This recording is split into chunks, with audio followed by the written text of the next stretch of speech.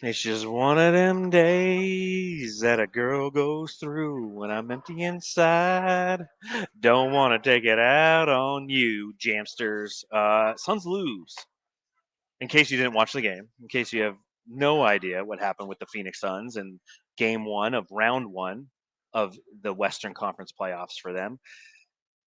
And whoa, I'm starting to hear a bunch of reverb. That was, let's just go ahead and bring in Matthew. Matthew, how you doing? You're on mute.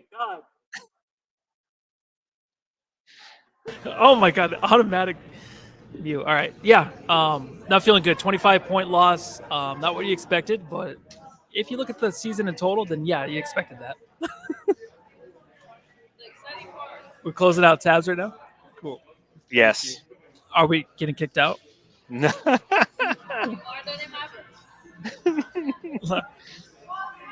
I just realized what happened, Matthew. I was hearing reverb because I had YouTube open in another page because I'm going to be posting a poll in this here podcast. So I was double hearing it. So my apologies, Jamsters. But thank you to everybody who's joining us live. We are here at Blue Agave in Scottsdale for a Suns Jam session watch party. And I guess that we done did what the Aussies did. We had a game in which the Phoenix Suns played, and we hosted a watch party. And in true fashion, we will take the L on this one because they lost because of us, Matthew. That's what we get. All this shit we talked about with the Aussie Suns. Now we have to go through it. Hopefully, it's not an 0-3 start like theirs. Well, we're not doing all those watch parties.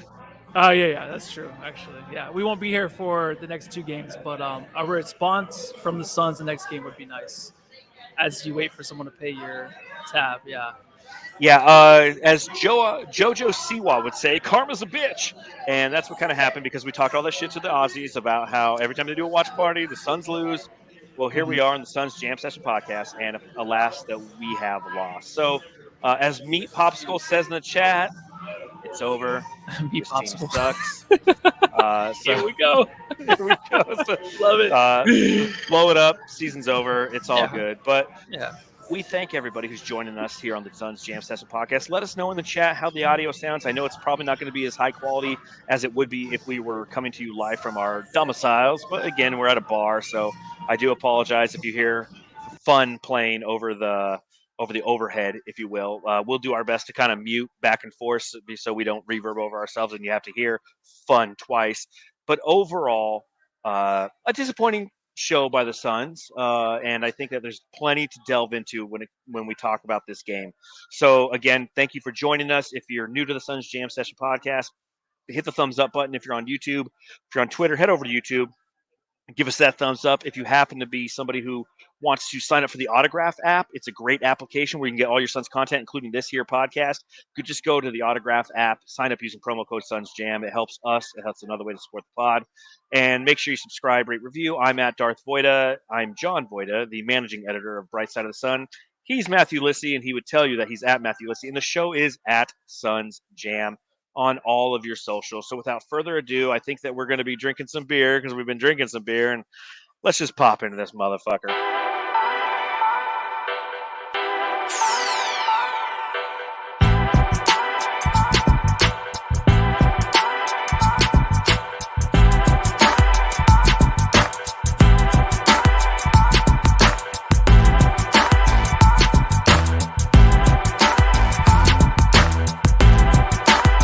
To the Bay, the Phoenix Suns lose by 25. It's a 25-point loss in game one against the Minnesota Timberwolves tonight or today or this evening or this morning, depending on where you're watching this game. But 25 points, and I got a funny little story about 25 points. But I will ask my first question.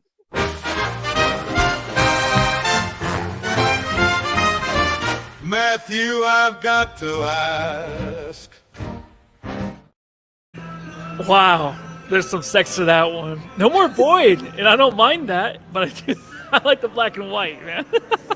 I've always wanted to go to a New York, a spaghetti factory and listen to like some Frank Sinatra eat some spaghetti with some black and white, ambiance to it. So that's almost in the alley.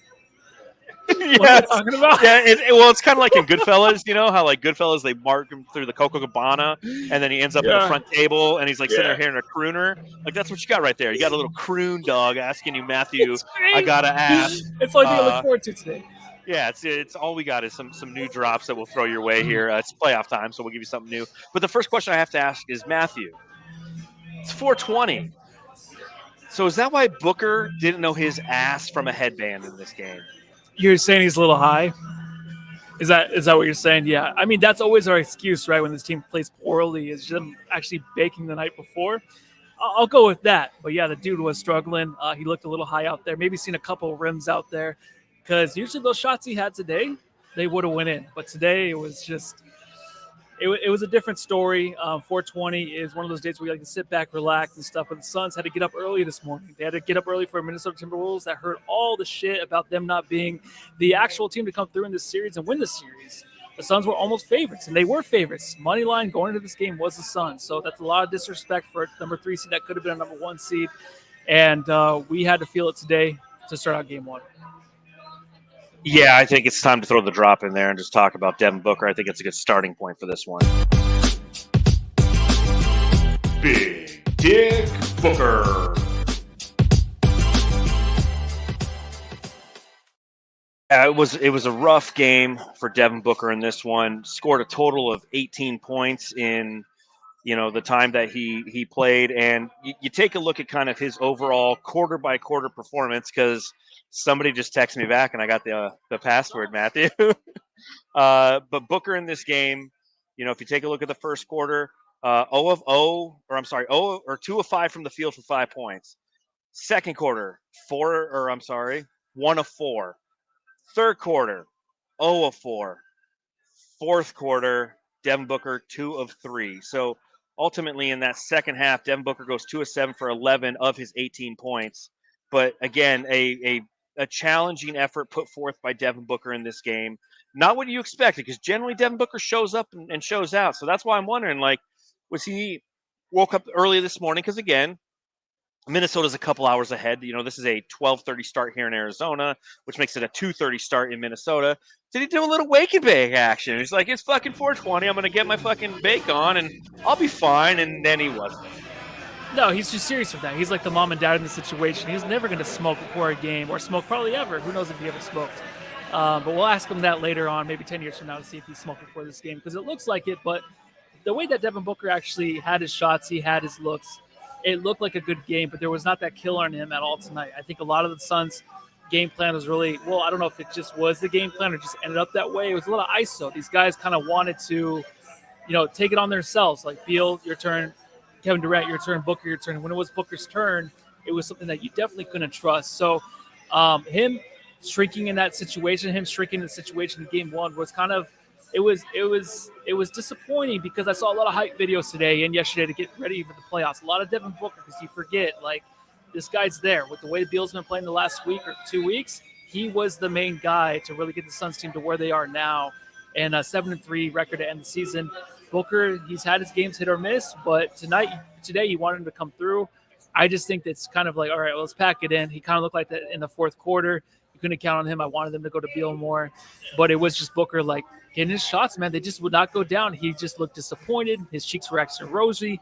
He knew exactly that this was not his type of game, and it's kind of disappointing, but it's only game 1.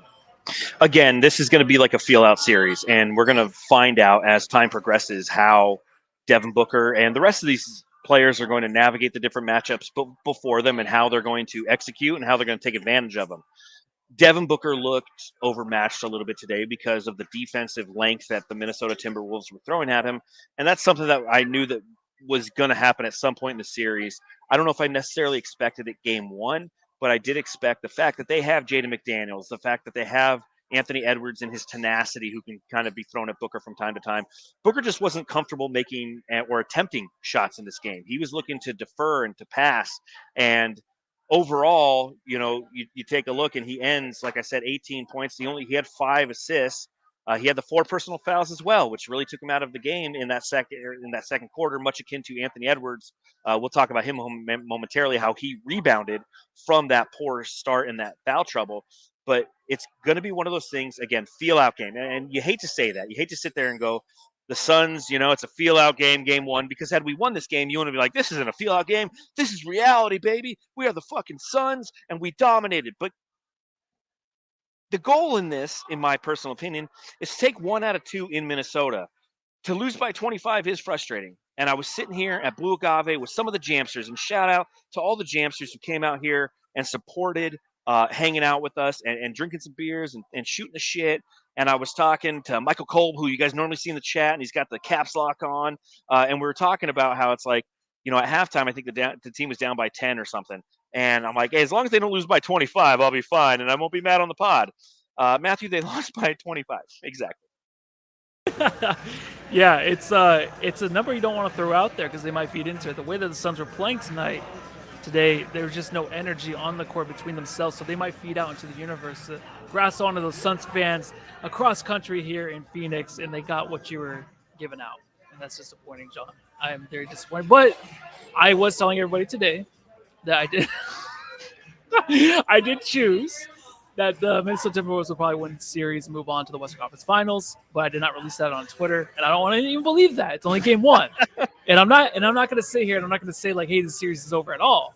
Because honestly, if you want to look at it the way that Devin Booker and Kevin Durant do, where they're just like, it's a make or miss league while people are just throwing shit at me, I think it might be that for this team. The way they wanted to play tonight, it was make or miss. I'm like, when KD's making shots, I'm like, okay, that's how we're going to win. If these guys are making the big shots that Anthony Edwards was. The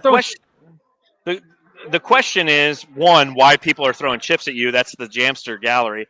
And two, Matthew, in all honesty, when's the last time you said anything on Twitter? Like, there's nothing you're like, I don't want to release that on Twitter. That's not really what you do. But you have the Jamster Society eating behind you, and they're enjoying a good chip or two, it looks like. But I did post my my standings to start the season, so I was going to post my playoff bracket. I'm like, nah, I'll just save this because I don't want to get that one like.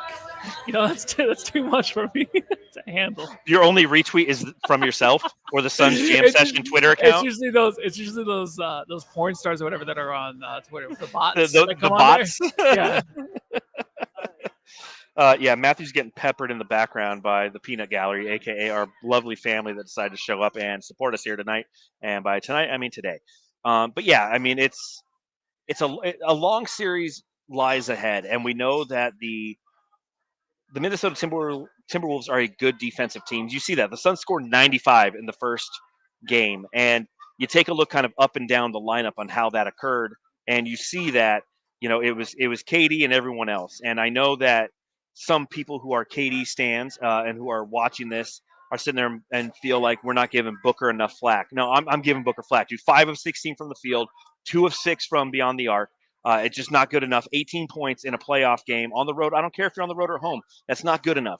Booker has to be better than that. He has to come out unhigh and be focused in on trying to be that secondary or primary scorer that I think you and I both believe that he could be, Matthew. Yeah, and I mean, we'll talk about Beal in a little bit. Definitely that, and the reason why we want to talk about Beal is because he was probably the better player tonight out of the three, and you want to go heavy with them. But you still have Beal, or you still have Booker, and you still have KD. You still have two guys that you want to feed the ball, and you want Booker, of course, to get at the shots and see if he can get hot. But when a guy like Beal is kind of feeling it the way he is, it's like, oh, go with him, and then all of a sudden he turns the ball over. Dude. I'm getting napkins thrown at me now. Like, are you jealous of our pod? Get your own fucking pod. Our horse sisters. I guess on that note, we'll talk about one Bradley Beal. Playoff zone, man. It's time. It's time. It's time to start playing defense. It's time to execute it and take care of the ball, offense. It's time, man. We want to win the ring. It's time. It's time. And she said, you're not the only one, but you're the best, Bradley. Go, go. Some new drops for this one, huh, Matthew? No, I was going to say that's beautiful. It's very nice. It kind of plays into it. I'm like, wait, did he say it's time to not play defense? Is that what he said? That's what it sounded like. Yeah, but they did play good. They played good defense. They played good defense. 120. It wasn't great defense. The Timberwolves, yeah, but in the fourth, I feel like the Timberwolves are kind of just hitting those corner threes or those crazy threes. Like, oh fuck, here we go. They're gonna get on a run. But yeah, they give up. Yeah, Bradley Beal in this game, 6 of 10 from the field. He had a total of 15 points, Also had 6 assists in the game, only the 1 turnover, a couple rebounds. Matthew, tell me why you think he was the best Sun out there tonight.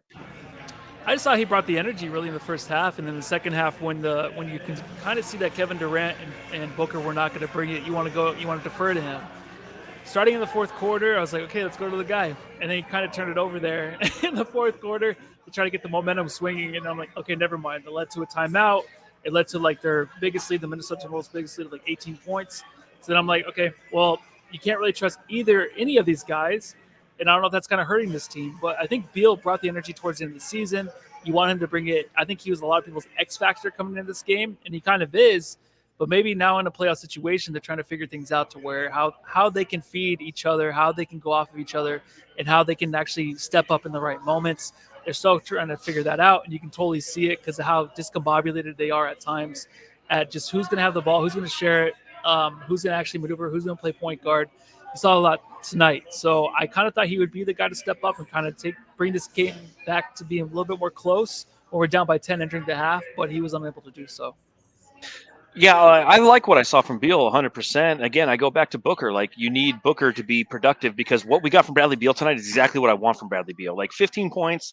Yeah, I want him to score over 20, but like 6 assists. Like you said, Matthew, bringing the energy in the first half when the Suns needed some energy, bringing that fuck shit up ability that he does possess. And we've seen over the last 10 games of the regular season. He brought that tonight, right? And Kevin Durant, who we will talk about momentarily, definitely brought it tonight with a fucking amazing KD game. And that's why I'm bearing the lead, if you will, because I want to talk about KD third out of the big three because I absolutely love what I saw from him. And I feel like Bradley Beal did his part in lifting.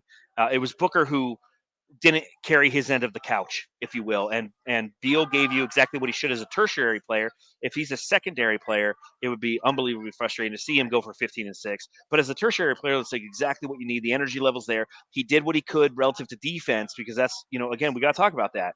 And you mentioned that a little bit. It's like, the defensive energy. He had defensive energy. There were other challenges that this team had and also some poor rotations on the perimeter, which is something that we definitely see from the Suns. Nothing, and I'll go back to this, Jamsters. Nothing that we saw tonight is surprising. If anybody's in the chat and is like, dude, what the fuck happened? I did not see this coming.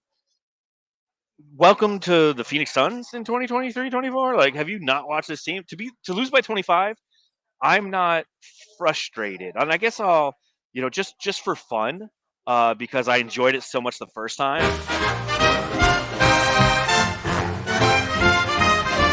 Matthew, I've got to ask.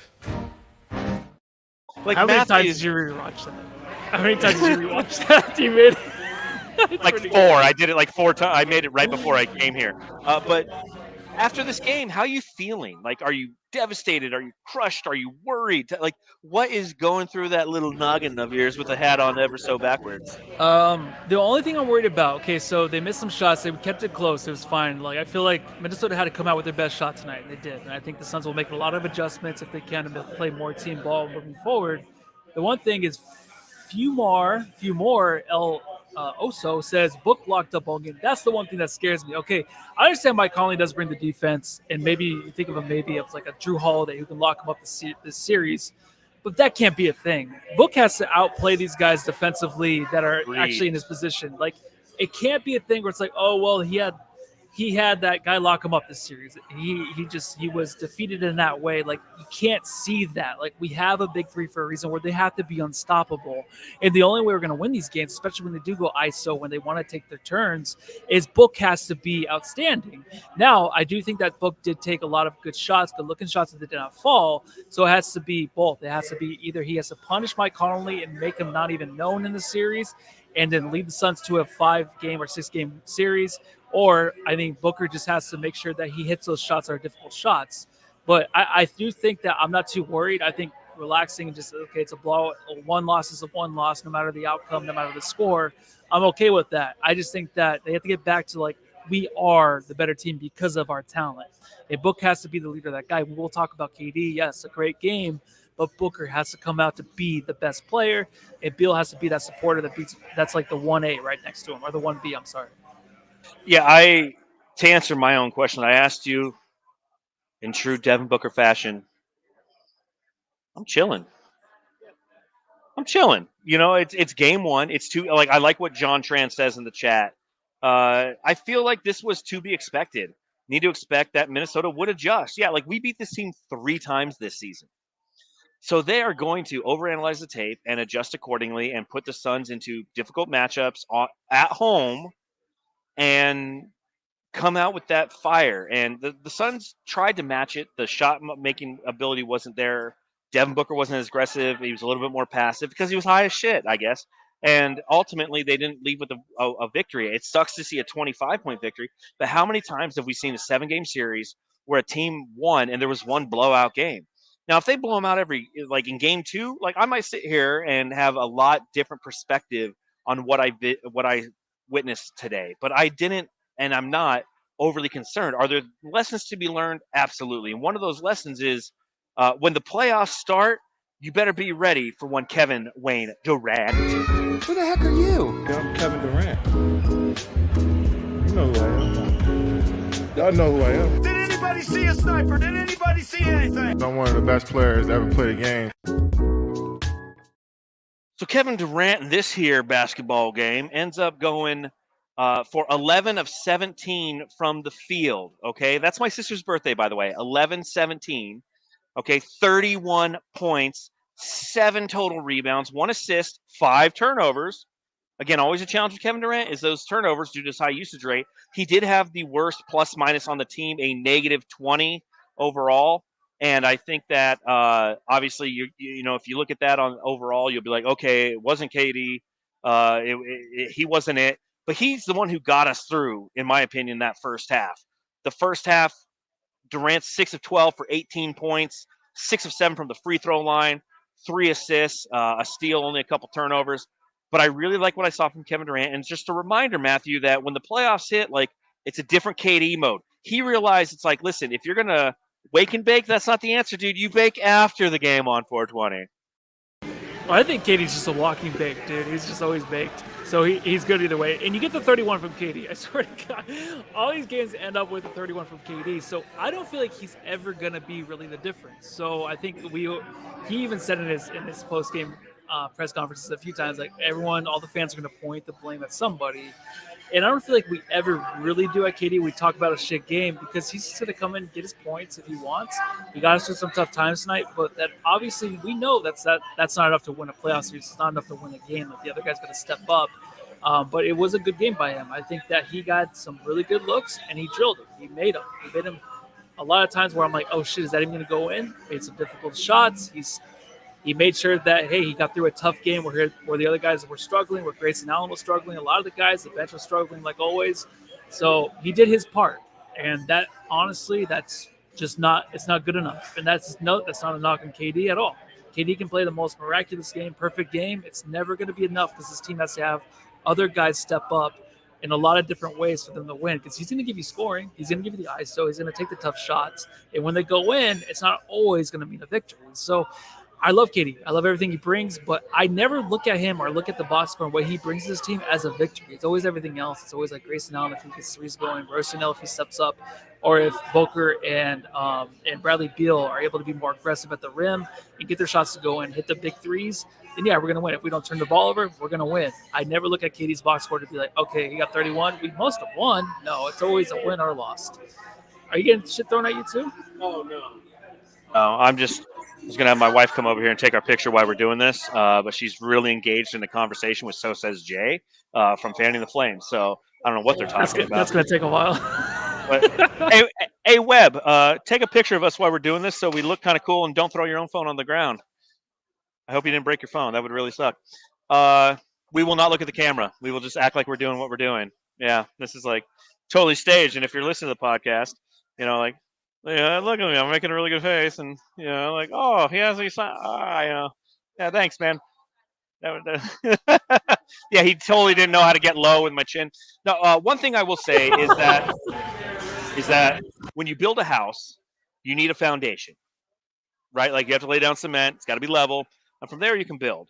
KD and his scoring is a foundation. And I know that when a lot of people hear what you said, they're going to knock you because you're like, well, KD can do whatever he wants, but it doesn't matter because the team around him needs to be better in order for them to win. And there's some truism to that, but I don't think, and at least in my perception, there's not a level of disrespect that goes with that because what Kevin Durant brings is the foundation of this team. both he and Devin Booker went for 27.1 points per game this season. They were both 7 points shy of setting the single season scoring average record for the Phoenix Suns in the history of the franchise. They both needed 7 points more, and they would have eclipsed Tom Chambers' 27.2 that he set in 89-90 back with KJ and Hornacek and pre-Barkley days, right? So scoring 31 points for Kevin Durant is expected, but it's also, and I'll put it this way, it should be appreciated.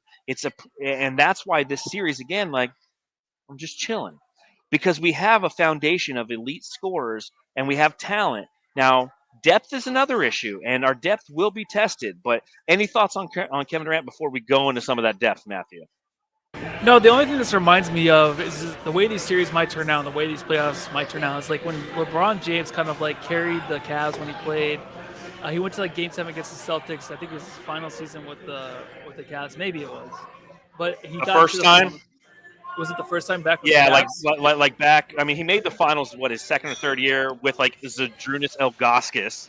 Yeah, right? I just remember he came back. It was kind of like, he's going to lose to the Warriors, but the way he got to the finals was like he's going to take every other game off. It's kind of like live or die by the guy. But I feel like the way the Suns are going to play this series, in every series, is like we're going to have really bad games. Which the Cavs on that series, the run they made to the finals, they had 20-point losses. They had the big 30-point losses. They had those big games too, where they would come through and have blowout losses, but a lot of them were closer.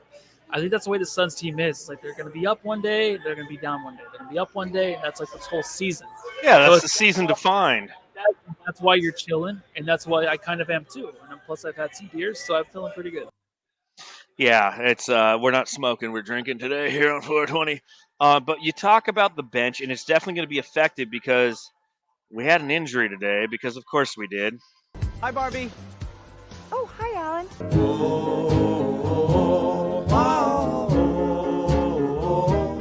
Oh, Grayson Allen, our fuck shit up guy. Yeah, Grayson Allen got his shit fucked up. Looked like he injured his knee, went to the locker room, did not return for the Suns. And, of course, I made a secondary drop for him. So I'm going to put a poll in the chat. And if you're listening on Spotify, there will be a poll there as well. And let us know if you like that old drop or this new drop. Hi, Barbie. Oh, hi, Alan.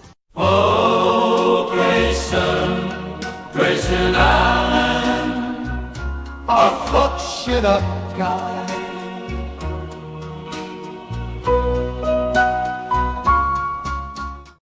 Of course, he gets injured once I make the new drop for the playoffs. But what are your thoughts on the drops, and what are your thoughts on Grayson Allen getting hurt and what that means for the Suns moving forward? You always have the one injury. When Beal went down, I think he was in the third quarter. He was holding his knee. I'm like, oh, here we go. Because you're used to it with Chris Paul 3 years ago when they had the finals run. But I think Grayson Allen, of course, had a tough start. And it's one of those things, like I mentioned earlier, where you don't really base Kevin Durant and his box scoring on the Suns win. You have to have those guys that step up, like Grayson Allen, to make those big threes. He was 0 for 3 today. Didn't have the best stretch, but it's one of those things where he did sign that long-term contract of $70 million for 40 years. What a deal! 40 years. 40 years. 65-year-old Grayson Allen. Why can't he make a three? Why is he still on fucking payroll? Oh, we should do that. We should have those baseball contracts. One of those, like, Yes. 40 years, something crazy. Yeah, like Mookie Betts. He's going to be playing in Los Angeles until you're 85. Yeah. So I think what you really watch for is how he can respond in big situations like tonight. And he didn't hit the big shots. He wasn't really a reliability in my eyes, but also you just wanted to keep taking the shots, and they weren't really there tonight. It was just a really bad start for Grayson Allen in the playoffs. A guy that is probably an X factor to a lot of fans out there in winning the series. He was the guy that I said would lead the Suns in point total average. Yeah, I know. And it's, I just thought he would have the shots, and like he has all year. And I thought Booker and KD and Beal would have those off nights every other game, where they would have like a game like tonight where KD actually had 31 points, but everyone else struggled. They didn't have those point totals, and Grayson Allen would have, the better end of the stick. And he got hurt. So we'll never know the story. I might have been right. Who knows? I think I was screwed on that. Yeah, it's not what you want, and I didn't predict that he would be the leading scorer for the series on our Bright Side of the Sun poll. Again, if you haven't checked out Bright Side of the Sun, go check it out. But I did say that both he and Yusuf Nurkic are X factors, because you take a look at how Yusuf Nurkic and Grayson Allen played this season, and around that big three, you need a good buffer. Grayson Allen led the league in three-point shooting this season. Grayson Allen, when he shot over 5 threes a game, the team was 28-17. So just having him shoot is unbelievably valuable for this team. As you mentioned, 0 of 3 from beyond the arc, 0 of 3 overall, only played 25 minutes because of the injury. And now, if he's potentially injured moving forward, now granted, this is one thing to remember, Suns fans, and this is why I'm not overreacting, because I watched the injury, didn't see too crazy, although it did look a little non-contacty, if you will. But there's 3 days until the next game. They don't play till fucking Tuesday. I hate the first and second round because they have like 3 games in between every fucking game. And then after you get into that rhythm, they're like, all right, in the Western Conference Finals and the finals every other day. And it doesn't make sense. It doesn't make fucking sense, NBA, how you fucking do it. But that being said, I feel like you have something to say on that. No, I was going to say, it's funny because every time we start the playoffs, this is always the first topic of like how they spread the games out. And it's always a thing. And I remember looking at the schedule, I'm like, yeah, I don't feel like we'll talk about it. But a lot of, if you go to ESPN, obviously, you watch those shows, they'll talk about it. It's too much time, too little time. I think with the Suns team, it's nice to have. I know they came out after having a week off and it looked bad, but there's a team that's a little bit older, having to do with KD and even deal with his injuries. But they need kind of the rest. And now with Grayson Allen and his injuries, so it'd be kind of nice to have the rest. Yeah, I completely agree. I think that it's going to be good. I know that Matthew's biggest fan is in here, and it's like, where that glad I bind at, John? We're like, my wife makes fun of me because I write my name not in glitter. It's in a silver Sharpie that I use. I write my name on my binder, and it's that's the question. But it looks like Matthew's biggest fan. 1, 2, 3's in the chat. But again, yeah, it is a topic of conversation during the first round. Is there too much time? Is there not enough time?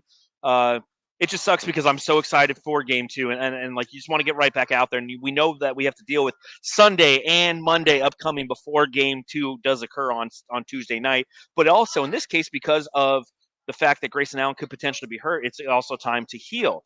Now that being said, we do talk about the bench. And real quick, I just do want to say on the poll, right now it's 55% say they like the new Grayson Allen drop. 45% say they like the old one. That's on our YouTube poll right here in the Suns Jam Session chat. Again, if you're listening on Spotify, you will have a poll to answer as well. Let us know. It's pretty even. So maybe it's one of those things moving forward. We just kind of we switch off, right? Like every now and then it's the old one. Every now and then it's like Nurkalicious, right? Like we started with the Nurkalicious drop, and we had the other was the Nurkic watch, and we got rid of Nurkic watch because no one gave a fuck about that. Well, I mean, if he remains injured, you got to go back to the old one. Fair. 100% true. I'm not jinxing anything. Yeah. But because of that, we're going to have to rely a little bit more on the bench. And the bench tonight it was definitely an area of concern. And we knew this entering the series. This is a team that has a better overall bench than the Phoenix Suns. If you look at total bench points, the Suns were outscored 41-18 in this matchup. 14 of those came from Royce O'Neal. Matthew, thoughts on the bench, thoughts on the depth in this series for Phoenix? Well, I mean, they're just going to roll out the 7-man rotation that they got with Royce O'Neal and Eric Gordon. It's kind of disappointing, but you'd like to see the Eubanks minutes cut down a lot. But I think when you're going through such a struggle, really, in the first half and you're going to the second half, you kind of want to see other guys kind of step in, like a Bol, those kind of guys that we love, that we actually want to see on the court, the guys that kind of get you back into a game where no one could really struggle. So, I mean, you're looking at the bench and you're looking at Bol, and you're like, why can't he play? And the way that the Suns are shooting, the way that Booker and Beal are just kind of taking turns, the way KD's, playing ISO, it's like just throw someone else in there with some energy, something to hype them up. I think they waited too long. I think Bol would have probably been a better a go-to in the second half for the Suns tonight, because now you're entering game 2, which is a must-win. And if you go into the next game where it's going to happen again, where the Suns are down by 10 to enter the half, you're like, hey, who could we go to? Is there some source of energy? It's like, well, do you want to play a guy like Bol? Do you want to play like a guy like maybe even Okogie, Thaddeus Young? I don't know. Can you trust these guys to kind of get you back into the game, to bring the energy back? I feel like you kind of answer that in game 1, because in game 1, you lose that game, it doesn't matter as much. Go down 0-2, that's even worse. So you kind of want to see what you got from these other guys.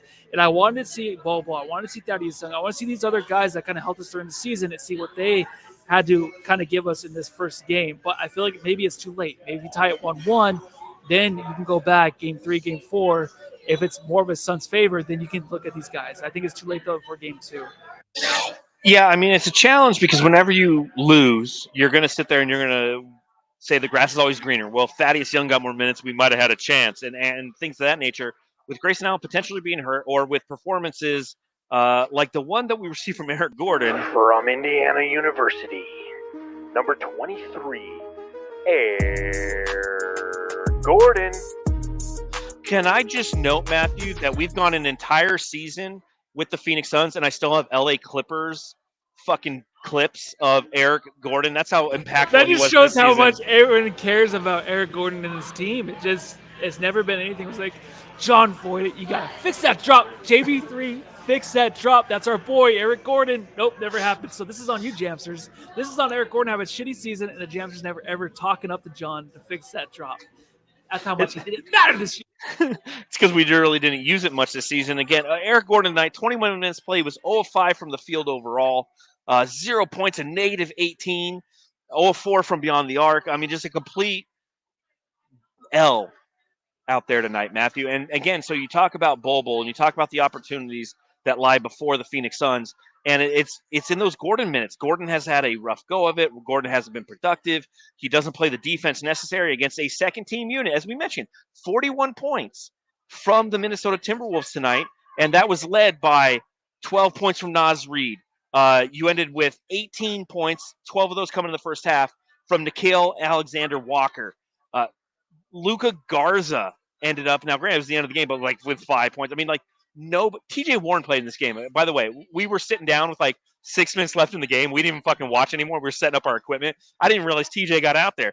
But their bench is better than us. And that is a challenge in this game, or I'm sorry, in this series, is the fact that this is a team that has a much deeper bench.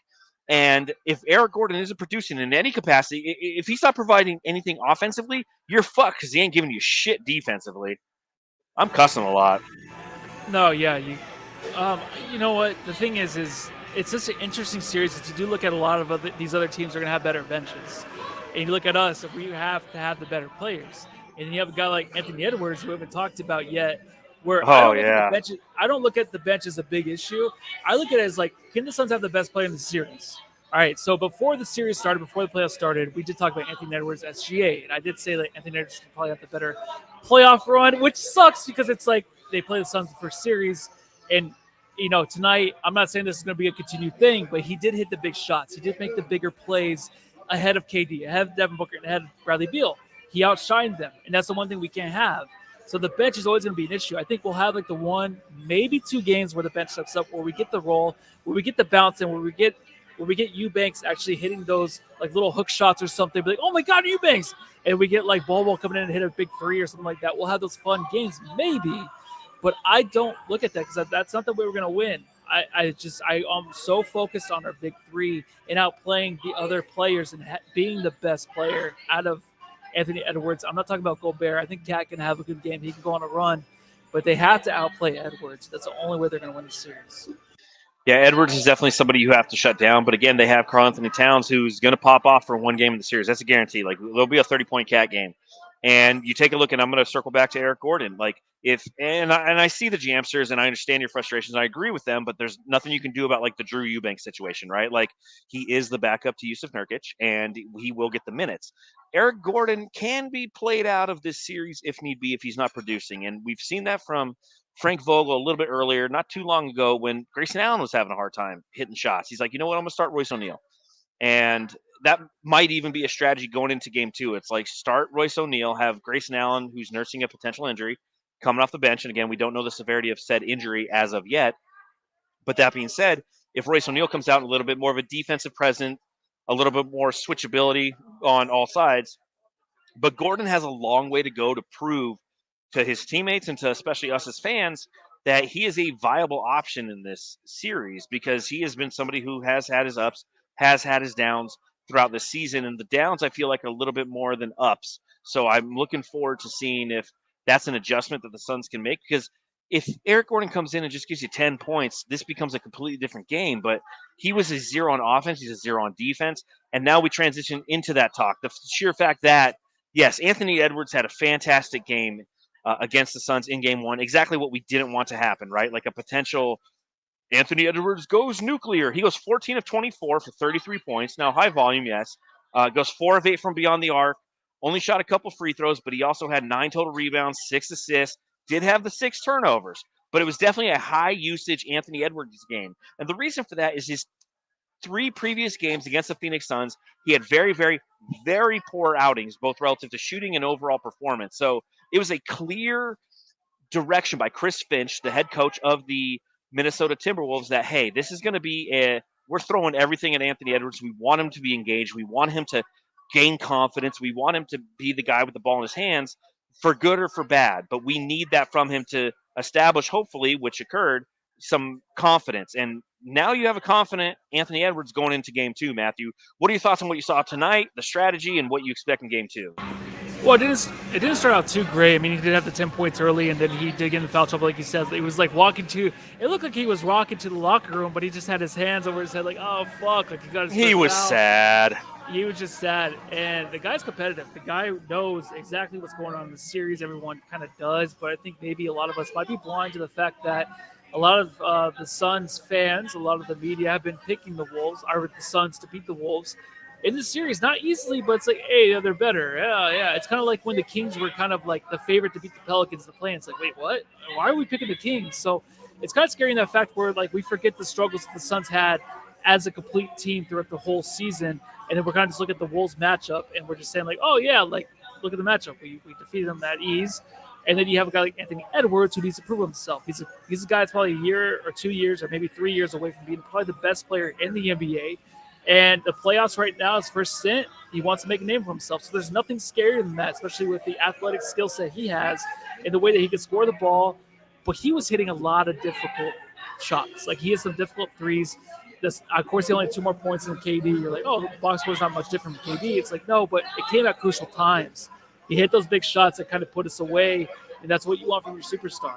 So that's what they got from him. So I'm not looking at an overall from his box score. I was looking at the times when it happened, when he came through for the team, and he put the Suns away late and kind of early in the fourth quarter, and you're like, oh shit, like he's not going to miss a shot. So that's the kind of guy he is, a guy having that confidence. It's scary, and that's one thing I don't want to see.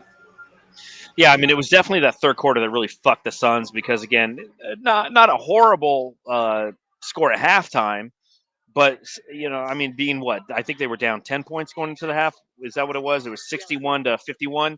So, but that third quarter where the Suns get outscored 31-21, and where Anthony Edwards has 18 points and 8 of 11 shooting and 2 of 3 from beyond the arc.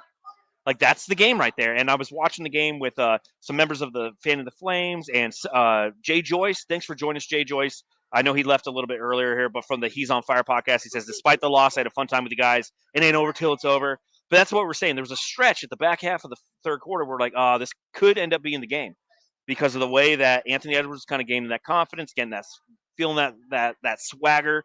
Going out there, his shoes are ugly, by the way. The AE ones have nothing on the book ones. I'm just throwing that out there for anyone who's a shoe person out there. Yeah, I no one heard you because you're on mute. But you said something about they don't twist ankles. But they look clearly better. But I mean, that was the game. It was AE in that third quarter, and it's definitely something that we have to watch out throughout the series because this, as I mentioned before the series began, my number one concern about the series is this could be the coming out party for Anthony Edwards. It's the one thing that could negate the effectiveness of the big three and the talent that they have is the sheer fact that AE could have his coming out party. And I don't know about you, Matthew, but I think that the Suns are kind of known for allowing people to go off on them. They are. And the one thing with AE, you said it's scary, but the thing is, like, he's always believed himself to be this way, and it's been more consistent this year than anything the big three has brought. I think KD's been really good defensively. He's been there for us. Book's been on and off, but having to share the ball and then AE just knowing that he's the guy, the whole series, that he's actually the guy and he's going to lead them to a championship if they make it that far. That's more confidence in him. It's like, hey, I'm going to be the dude to knock down the shots. I want to be the guy to make sure that this team gets a victory, or just to move on every series. That's huge because I still feel like Booker, Beal, and KD obviously are figuring out like, well, who's going to step up and win. So that's a scary thing for us as Suns fans. It just sucks because I feel like we go into some playoff series and I'm like, we're going against teams and players that I like. Like I like Anthony Edwards. I enjoy watching him play, and now I have to hate him for this series, and I'm okay with that. But it's like, just don't do it at my expense, man. Have a shitty series, man, and carry the fuck on. I'll root for you in Paris when you play with Devin Booker and Kevin Durant. Rudy Gobert, real quick, I want to talk about this game before we get to the subreddit stakeout. Rudy Gobert in this game is obviously he's another X factor, if you will, for the Minnesota Timberwolves, knowing that he can pound the interior. Only 4 of 6 from the field, but he had 14 points. He had 16 total rebounds. Him versus Nurk, and Nurk was 4 of 6 as well, had 9 points and only 4 rebounds. Only 9 and 4 from Nurk. Does that concern you, Matthew? I look at them as canceling each other out. So I think this whole series, just like if you watch Sabonis and Big V last game, Valanciunas, it's kind of like they cancel each other out in a way where like Sabonis is too small on the defensive end. Valanciunas, whatever his name is too big defensively. Sabonis kind of goes around. They kind of cancel each other out. I look at that in this series too, where I'm not too worried about that. I think obviously Gobert is Defensive Player of the Year, but it's the other guys around that's going to make a difference. So whatever Nurk does, I liked how he was in the second quarter trying to hit it was second quarter, or maybe it's the third quarter. No, it was second quarter, where he was hitting Beal, he was hitting KD on kind of the back cuts and stuff like that. That's where he's more valuable.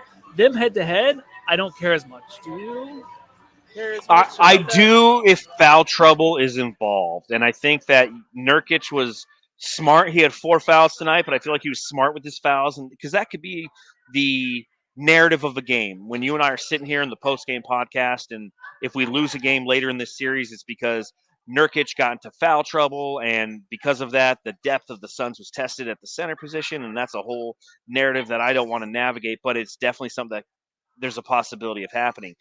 Canceling each other out, yes. And Jamsters, if you're watching or you watched the game, you felt like Nurk missed 13 layups. He only missed 2. I mean, I felt there's a lot of missed layups in the game, but it wasn't all Nurk. That's what I'm saying. There's so many missed layups. It's so painful around the rim to even watch anything that was going on. So I'm like, all right, just get the ball out. Don't worry about down there. Now, I will say an awkward moment lies before us, Matthew, because both you and I were in Minnesota today to do the subreddit stakeout. And it's just funny because sitting right behind Matthew in a booth is a couple of like these old people, and they're just here for like a nice Saturday lunch. And they are just going to either hear Blue Agave and, their favorite thing is the chips and salsa. And they're about to hear Batman and Valley Lissy. So let's talk about the subreddit stakeout. The Suns Jam Session subreddit stakeout.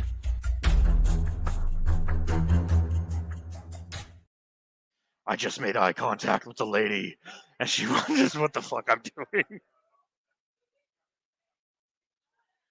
I can't hear you. I said DM me about it later. I'm too embarrassed right now. I don't know. All right. We are in Scottsdale. I don't know. Do I look hot enough to be here? Yeah. If you I get a lot. were Veronica Vaughn, I'd say you'd have a real nice hiney. Where is she?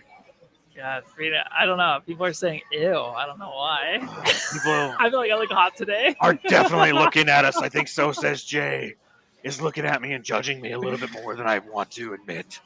But let's talk about what happened on the subreddit. Now, before Grayson Allen left the game with an injury, he elbowed Mike Conley in the face, and that left a lot of negative comments in the chat. Grayson Allen is the biggest bitch in NBA history. I didn't get any Grayson Allen chat, but someone held the Suns under 100 points. This is so weird. This is worse than doing that at the game. If this was our worst matchup of the playoffs, gonna be a breeze. And he also added, I knocked on wood, right? After this, don't worry. Right when you thought Grayson Allen isn't as much of a piece of shit as he used to be, he goes and does this. Even the bench players trying to shove it down our throats. Welcome to the playoffs basketball, Mini. Fuck Ted Cruz, son. I forgot Thaddeus Young existed. Still a solid vet.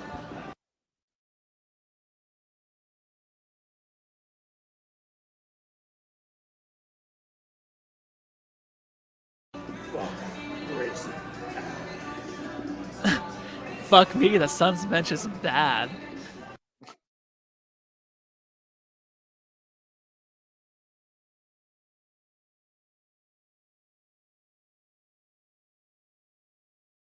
Oh, I was on mute for that one.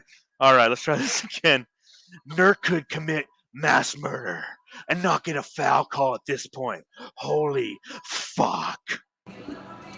16-0 dream starts now. Holy crap. I totally forgot Beal was playing. LOL. Has he even touched the ball? Damn, Josh Okogie playing garbage time minutes now? That's the last one I had. And the last one that I had. If KD pulls a gun out and shot a member of the Timberwolves, the refs would play on.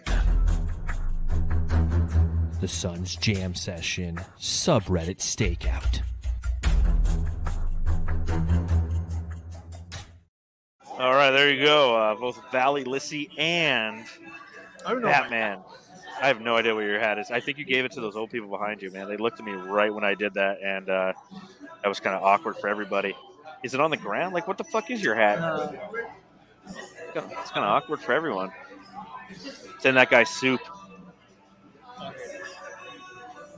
There she is. All right. Let's talk about the Jam Star.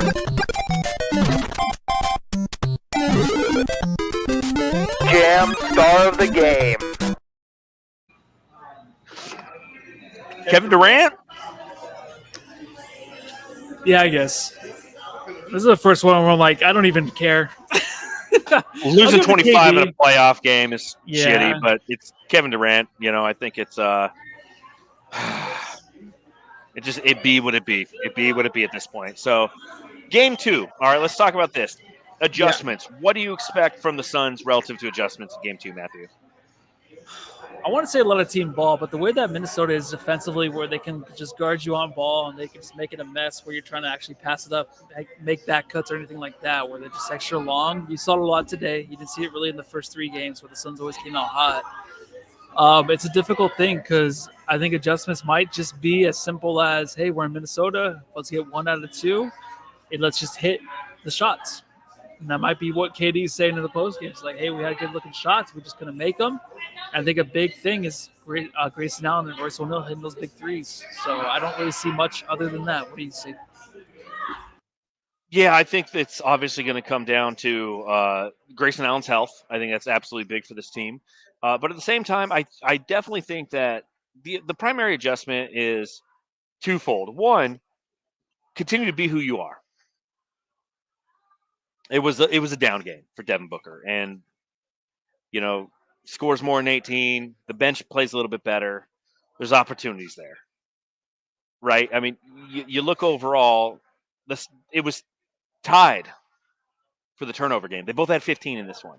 Now, granted, Minnesota scored 23 points off of turnovers, where we scored 19. So that's not what killed us tonight. What killed us tonight was the fact that there was a stretch in the third quarter where Ant went nuclear. Devin Booker shriveled, which is not something we're used to as Suns fans. Devin Booker in the playoffs is a good player. And relative to adjustments, you have to make more adjustments, obviously, than, well, we just need Devin Booker to play better, right? So defensively, I think you have to find strategic ways to take Ant off his game, play the physical way that you want to play, knock him off his spots, much akin to what they were trying to do with Kevin Durant throughout this game. And although it didn't necessarily work, but I think that it's definitely, there's going to be a lot of micro adjustments that need to occur. Taking a look at the old Twitter, I'm going to log in there real quick and just kind of see if there's any post-game comments that I do want to bring up prior to us getting out of here. Kevin Durant on Devin Booker after Booker going for 18 points on 5 of 16 shooting. I think he'll have a great game too. X-rays were negative on the right ankle sprain for Grayson Allen. We'll see how he responds to treatment for Tuesday's game again. So the fact that they obviously have 3 games off, or 3 days off, or 2 nights, if you will, very important. On Anthony Edwards' 33-point game, Frank Vogel said he's a great player. You try to do your best to slow him down without being exposed on the backside, and that's true. Because if they try to overcommit to him, they're going to hit him on the backside. Bradley Beal, his response, now we got to respond. So game 2, Tuesday night in Minnesota again. We will be live. Matthew, we're doing playback for that one, right?